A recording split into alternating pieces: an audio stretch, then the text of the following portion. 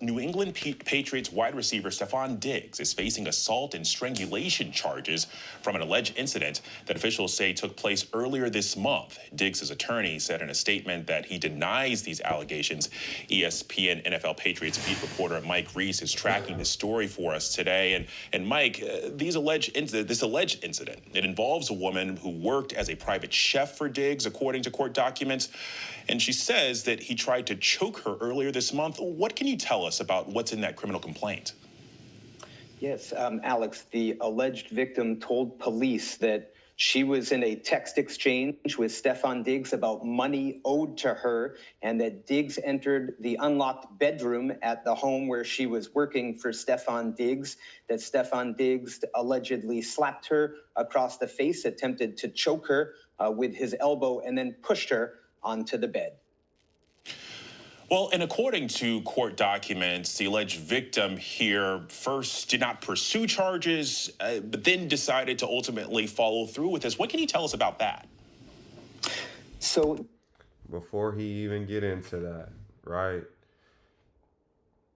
I'm going to just be honest. I'm not buying it. I'm just not buying it. Stephon Diggs is a very, very, very smart guy, especially what has been going on in the news as of lately. Diddy and Cassie, you know, it just, we see how far these things can escalate. So I think it's a shakedown. We've seen it with Shannon Sharp.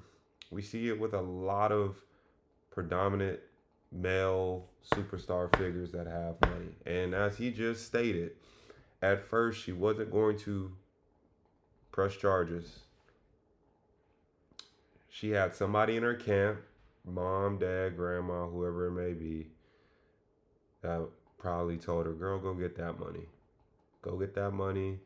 Go get that money, or make up something for you to go get that money. Even if you have to fabricate the story a little bit. And I'm not saying, again, for all the real victims out there that this does happen to, I'm not saying that it doesn't happen, right? It does. But in these cases like this,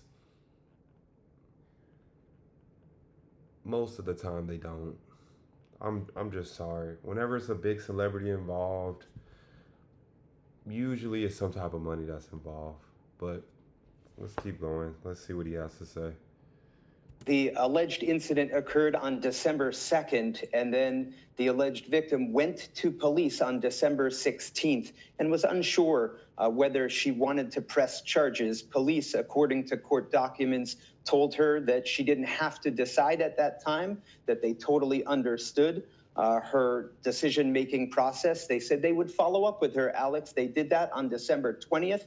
According to court documents, she still did not decide to file charges at that time. She ended up reaching back out to police a few days later and officially decided to file those charges December 23rd. Well, and as this is playing out, the Patriots are in the middle of a monster season. They're in first place in their division and gearing up for the playoffs. So I'm curious, what is the team saying about all this? So the team has said that Stephon Diggs informed them that he denies everything about it, and they released a statement that had three important words in it. It said, "We support Stephon." And so that's where it is right now. They are reserving further comment, and I would add that the NFL has also weighed in on this. They have jurisdiction if they wanted to place Stephon Diggs on an exempt list where he wouldn't be available to the Patriots, but the league has officially said that they are aware of the matter. They've been in contact with the Patriots, and they will have no further comment at this time. Well, and so with the Patriots saying that they support Stephon Diggs, do we know the next time we actually might see him in public? So Stephon Diggs regularly meets with reporters on Wednesdays at his locker in the Patriots locker room, and that usually is in the early afternoon. We'll see if that takes place tomorrow, but that would be normally his schedule to answer questions from reporters. Nah, bruh. Nah. Don't answer nothing. Everything can and will be used against you in the court of law. And I'm pretty sure he has a team that's telling him this, has a good PR person.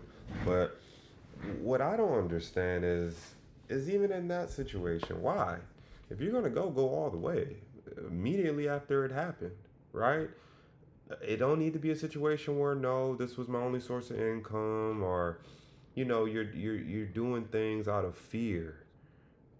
Because if you stay or you continue to do things out of fear, then later on you're going to have resentment. And that goes for anybody, anything in life. I just don't understand all these scenarios where we get caught up in this whole I was scared movement, so I didn't do anything.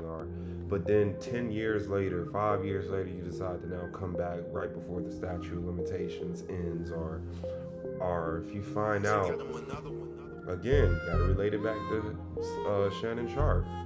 Shannon Sharp had $100 million on the table. $100 million on the table. A week later, reports break. So we gotta be careful, man. This is a real short one. Just thought it was pretty interesting for you guys. We gotta be careful with who we're around, what we're doing, and if we are doing stuff that could potentially cause us to lose the bag, we need people in our camp that's gonna be able to hold us accountable to make sure stuff like that doesn't happen. Y'all let me know what y'all think in the comments, man. I love you guys. I appreciate you. Continue to rock with me. I'll see you on the next one. Peace.